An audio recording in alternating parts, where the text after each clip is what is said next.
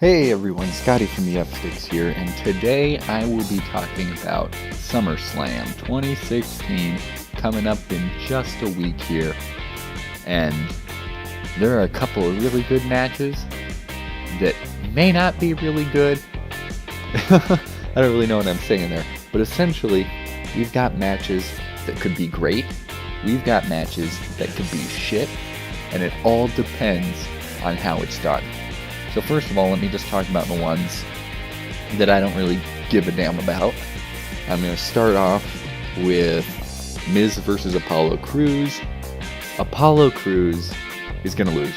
I do not see them putting the Intercontinental Championship belt on Apollo Crews this soon.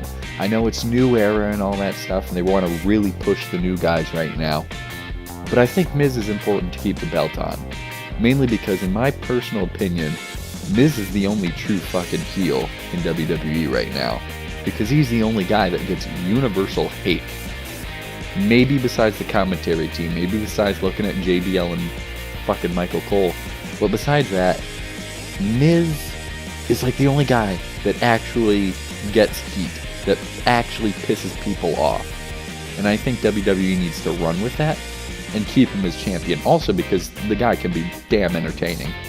Apollo Crews, build him up in the rivalry. I'd say give him another month or two and put him, I don't know, keep having him fight Miz and then put the title on him. But I don't think he should be winning it right away. Now, looking at, let's see, Enzo Amore and Big Cass versus Chris Jericho and Kevin Owens. Enzo and Cass, great tag team. Jericho and Owens, seems like that's going to be a hell of a tag team too.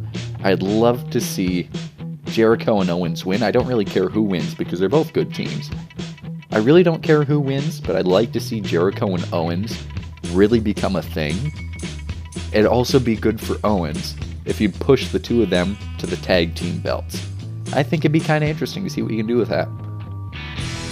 Speaking of tag team belts, New Day versus Luke Gallows and Carl Anderson. Gallows and Anderson, now, there's something that WWE could do with the entire Bullet Club, and I'm looking at the Cena Styles match too. There's something that they can do with the Bullet Club, and then there's something that they're probably going to do with the Bullet Club. The way I see it, my prediction is going to be that Gallows and Anderson are going to lose. New Day is going to win. Although I think Anderson and Gallows are probably going to get it down the line. Well, no. You know what? I'm going to take it back. I'm going to give Gallows and Anderson the win.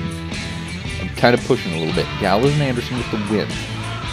And then looking at Cena Styles, I would want AJ Styles to get the win.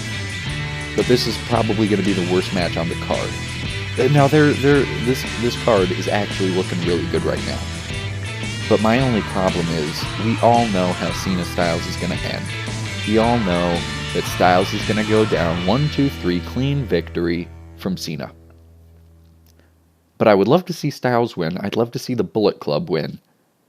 I'd really just like to see all three members doing something. I'd like to see them take over both Raw and SmackDown. Then you could do like, what if NWO, but done right. You can actually do that kind of thing with this. Now, I know that's not, I don't keep up with, I've never kept up with New Japan Pro Wrestling, TNA. I've really only been a WWE, WWF guy.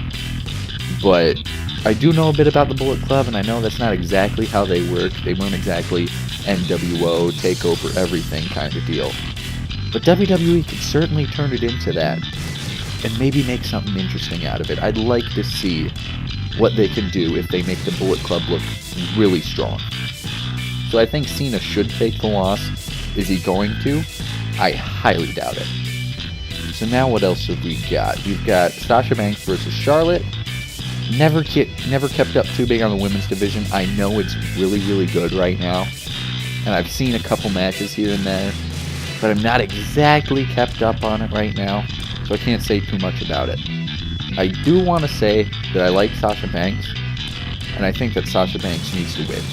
It's just me personally, but I haven't kept up on the women's division too much. I haven't really been watching Raw and SmackDown too much. So I don't know enough to really say something about that. Now we go Rusev versus Roman Reigns. Now again, this is one of those matches where it's what the WWE could do, which would be really good, versus what they're probably going to do, and it's going to hurt. So Reigns, Rusev, what they could do is make Roman Reigns a mid-card monster. They can give him, going back to WCW again, looking at the NWO, going back to the WCW, play out the Goldberg storyline with Reigns. Now, we know Reigns is lost, so he doesn't have a perfect record in WWE. But you can really build him up on a winning streak. Just be a mid-card monster. Dominate everyone by starting with the United States Championship in a rivalry with Rusev. They like Rusev, and I think they can still do the unstoppable heel monster with Rusev as well. But I want to see Reigns do something, because Reigns is a damn good competitor, maybe minus the mic skills, which is why I'd say, a mid-card monster. Like, he shouldn't be getting the mic all the time. Maybe put Paul Heyman on him, or someone, not Paul Heyman, because he'll take backseat to Lesnar, but put something on him, someone. And then we've got Lesnar versus Orton. Lesnar versus Orton. This is actually one of the matches that we don't know which way it's going to go. And I think that's really interesting. Are they going to do the whole Lesnar wins because Lesnar's a goddamn beast and he suplexes mountains? Or are we going to get Randy Orton return match? He's coming back, he's kicking ass. I'm really mixed on this one. I want to see Lesnar win, unless Orton just all of a sudden becomes really, really good again. I always liked Orton in the ring, but ever since the whole, I don't know, after the Cena-Orton second rivalry in like 2009, really fell off the Orton bandwagon for a while, and the Authority just killed him for me. So personally, I want to see Lesnar win.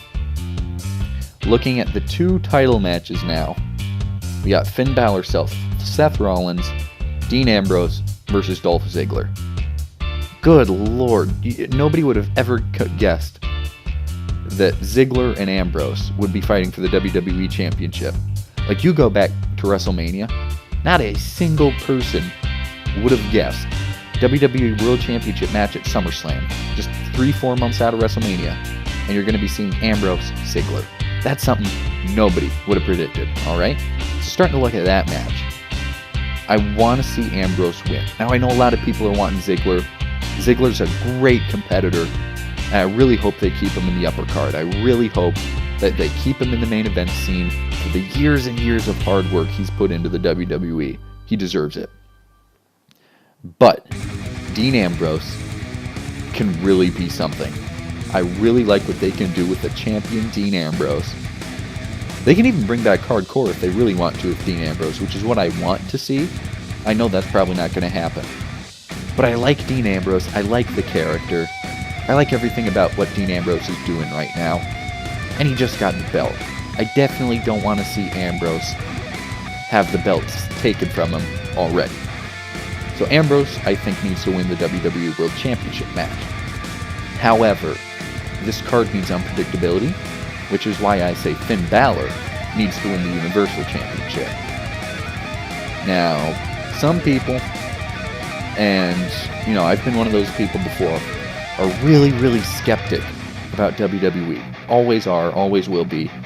Some of those people are just like hardcore skeptics, like, Vince and company are never going to make a good decision with their cards.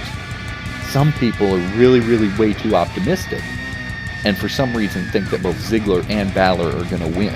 And they're probably the people that think that AJ Styles is going to win, that, somehow Apollo Crews is going to win, which, those are possible, but personally, you got to look right in between.